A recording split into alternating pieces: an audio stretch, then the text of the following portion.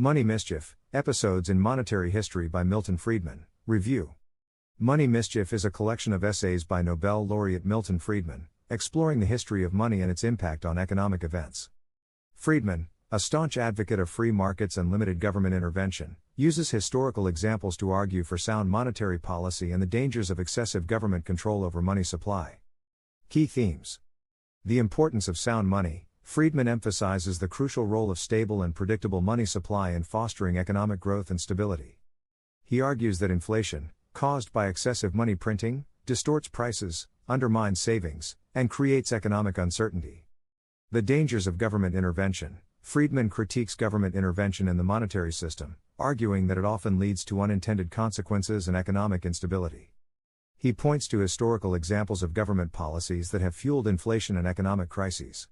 The power of free markets. Friedman advocates for free markets and limited government intervention in the economy. He believes that free markets, with minimal government regulation, are the best way to allocate resources efficiently and promote economic growth. The role of central banks. Friedman criticizes the role of central banks, arguing that they are often prone to making mistakes and exacerbating economic problems. He advocates for a stable monetary policy based on a fixed rule, such as a fixed gold standard, to prevent inflationary pressures. The importance of history. Friedman highlights the importance of studying economic history to understand the causes and consequences of monetary policy decisions. He believes that understanding the past can help us avoid repeating past mistakes. Structure and content. Money Mischief is divided into several essays, each focusing on a specific historical episode related to money and its impact on the economy. Some of the key episodes covered include: the Great Depression. Friedman argues that the Federal Reserve's contractionary monetary policy during the 1930s exacerbated the Great Depression. The Bretton Woods system. Friedman criticizes the fixed exchange rate system established after World War II, arguing that it ultimately led to the breakdown of the system and the rise of inflation. The inflation of the 1970s. Friedman attributes the high inflation of the 1970s to excessive money printing by the Federal Reserve. Key takeaways. Sound money is essential for economic stability and growth. Excessive government intervention in the monetary system can lead to unintended consequences and economic instability. Free markets, with minimal government regulation, are the best way to allocate resources efficiently. Central banks should be cautious in their monetary policy decisions and avoid excessive money printing. Studying economic history is crucial for understanding the causes and consequences of monetary policy decisions. Overall, Money Mischief is a compelling and thought-provoking analysis of the history of money and its impact on the economy. Friedman's arguments for sound monetary policy and limited government intervention continue to resonate with economists and policymakers today. Here are some historical examples of governments mismanaging the money supply and the resulting consequences. 1. The Weimar Republic, Germany, 1919 to 1933. Mismanagement. Following World War I, Germany faced severe economic hardship and a massive war debt. The government resorted to printing excessive amounts of money to pay for its expenses and compensate for the loss of tax revenue. This led to hyperinflation. Consequences. The value of the German mark plummeted rapidly, leading to skyrocketing prices, economic chaos, and widespread social unrest. The hyperinflation eroded savings, destroyed businesses, and fueled political instability, ultimately contributing to the rise of the Nazi Party. 2. The Zimbabwean hyperinflation, 2000s. Mismanagement. The Zimbabwean government under Robert Mugabe implemented policies that led to massive spending and money printing, coupled with land seizures and economic mismanagement. This resulted in hyperinflation. Consequences. The Zimbabwean dollar lost its value dramatically, leading to shortages of basic goods, economic collapse, and widespread poverty. The hyperinflation also fueled social unrest and political instability. 3. The Argentinian economic crisis, 2001 to 2002. Mismanagement. Argentina's government, burdened by debt and facing economic challenges, resorted to printing money to finance its expenses. This led to inflation and a weakening of the Argentine peso. Consequences. The economic crisis resulted in a default on Argentina's debt, a banking crisis, and widespread unemployment. The government implemented a series of austerity measures, leading to social unrest and political instability. 4. The French assignats, 1789 to 1796. Mismanagement. During the French Revolution, the revolutionary government issued paper money called assignats to finance its expenses and pay for the war effort. The government overprinted assignats, leading to inflation. Consequences: the value of the assignats plummeted, leading to economic chaos and social unrest. The inflation contributed to the instability of the French Revolution and ultimately led to the rise of Napoleon Bonaparte. 5. The Spanish silver inflation, 16th century.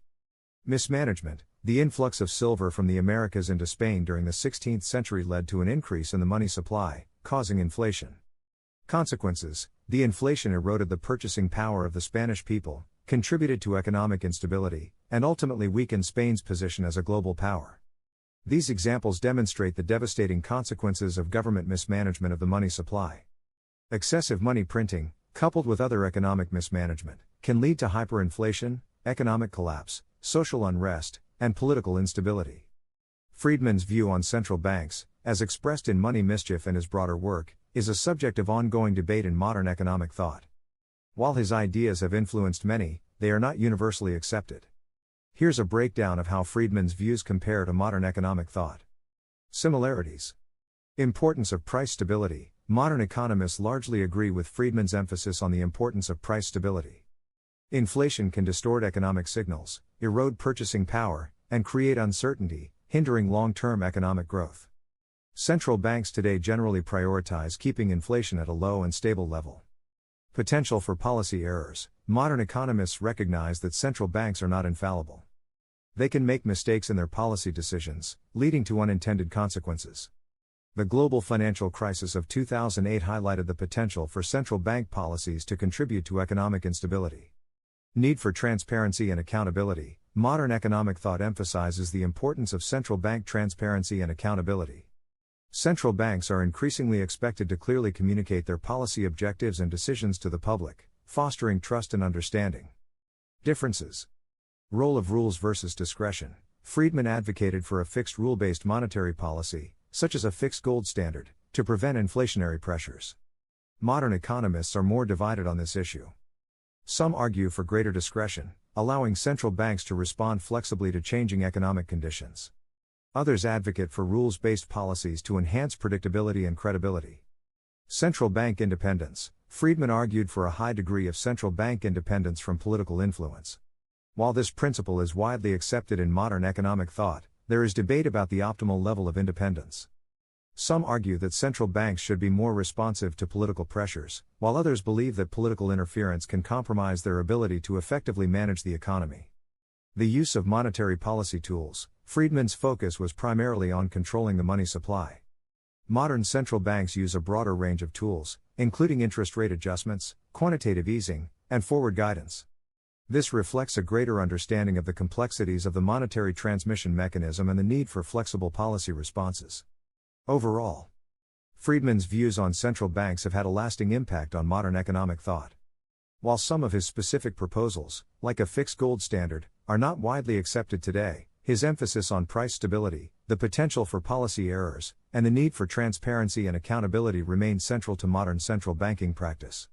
However, there are ongoing debates about the optimal degree of central bank independence, the role of rules versus discretion in monetary policy, and the appropriate use of monetary policy tools.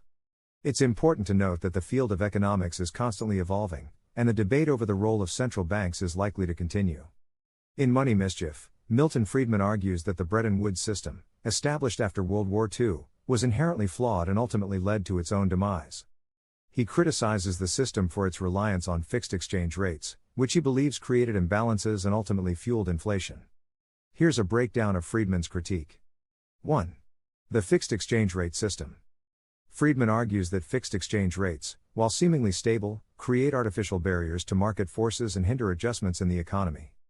He believes that flexible exchange rates, determined by market forces, allow for a more efficient allocation of resources and better reflect underlying economic conditions. 2. The dollar as the reserve currency.